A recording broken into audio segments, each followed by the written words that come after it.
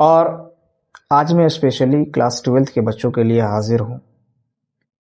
जो काफ़ी डेडिकेशन के साथ अपने 12th की प्रिपरेशन के अंजाम दे रहे हैं। उनके लिए कुछ इम्पॉर्टेंट इन्फॉर्मेशन लेकर के आया हूँ और वो इम्पॉर्टेंट इन्फॉर्मेशन ये है कि अभी जो मंथ चल रही है वो है अक्टूबर, नवंबर, दिसंबर, यानी कि 90 डेज़।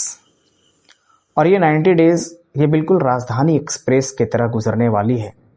बिकॉज रीज़न ये है कि ये 90 डेज़ में जो है ना बहुत सारी फेस्टिवल है और इस फेस्टिवल के साथ हम लोग समझौते भी नहीं कर सकते हैं, मगर इस बात को भी सहन पे रखना है कि यही 90 डेज़ में स्टूडेंट की जो फ्यूचर होती है ना, ये फ्यूचर यहीं से डिसाइड हो रही होती है कि लास्ट की जो 3 मंथ है वो किस तरीके से अपनी प्रिपरेशन की अंजाम को दिया है वो। तो क्यों ना इन सारी बातों को जहन पे रखते हुए एक बेहतरीन सी प्लानिंग और एक बेहतरीन सी स्ट्रैटेजी को फॉलो करूं। तो प्लानिंग ये होनी चाहिए आपका, फर्स्ट ऑफ ऑल ये है ना कि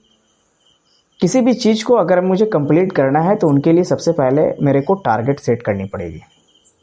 और उस टारगेट को सेट करने के लिए मेरे को क्या करना पड़ेगा, एक रजिस्टर्ड को मेंटेन करना पड़ेगा। और उस रजिस्टर्ड मेंटेन में जो हम लोग करेंगे ना, वो ये करना होगा कि वैसे चैप्टर जो करंट में चल रहा है, जो अभी कंटिन्यू है, अपनी तैयारी की जो एफिशिएंसी है, जितना आप मेहनत कर पा रहे हो, उनकी 60% एफिशिएंसी आपको उन चैप्टर पे लगाना है जो अभी कंटिन्यू है, जो चल रही है। और 40% जो एफिशिएंसी है आपकी,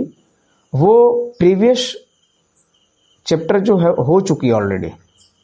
यानी कि जिसकी पढ़ाई मुकम्मल हो चुकी है, तो रिवीजन के तौर पे आप वहाँ पे 40% अपने टाइम को दें। दूसरी स्ट्रैटेजी ये होनी चाहिए कि जब आप तैयारी कर रहे होते हो ना, तो रात में सोने से पहले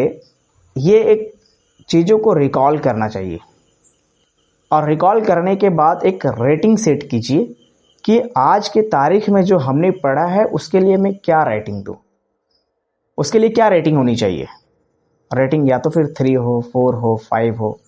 कहने का ये मकसद है हमारा कि अगर आज की तारीख में अगर मैंने अपनी तैयारी का रेटिंग 5 दिया आउट ऑफ 10, तो अगले दिन मेरी रेटिंग 6 होनी चाहिए, 7 होनी चाहिए, यानी इंक्रीमेंट की तरफ होनी चाहिए। और एक बात यह है ना कि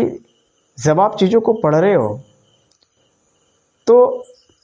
प्रीवियस ईयर की जो क्वेश्चन बैंक है उनसे आप चीज़ों को एनालिसिस कीजिए। जब आप एनालिसिस करोगे तो वहाँ से आपको ये एक क्लू मिल पाएगा कि मुझे किस चैप्टर पे कितना टाइम देना है, उनकी वेटेज समझ में आएगी आपको, है ना। बहुत सारे ऐसे चैप्टर हैं जो बहुत ही इंपॉर्टेंट है, जिन पे बहुत ही खास ध्यान देना होगा आप लोगों को, जैसे कि sexual reproduction in flowering plant है, जेनेटिक्स की जो पार्ट है वो, आपका जो बायोटेक वाले जो जोन है वो, आपका जो ह्यूमन रिप्रोडक्शन है, ह्यूमन हेल्थ एंड डिजीज़ है, ये सब मेजॉरिटी ऑफ द चांसेस ये है ना कि वहाँ से बहुत सारे क्वेश्चन बन रहे होते हैं।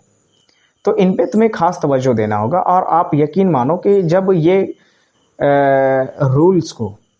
अगर 90 डेज तक के फॉलो कर लेते हैं तो आप यकीन मानो कि जो जनवरी मंथ होगा ना, उस टाइम पे आपकी कॉन्फिडेंस पूरा पिक लेवल पे बना हुआ होगा। और जब कॉन्फिडेंस आपका पूरी तरीके से बिल्डअप हो जाएगा ना, तो आप यकीन मानो आपका मार्क्स ऑटोमेटिकली जो है ना वो इंक्रीज होगा, ऑटोमेटिकली इंक्रीज हो पाएगा, है ना। इसलिए आप इन स्ट्रैटेजी को फॉलो करें और अपनी तैयारी को बूस्ट करें।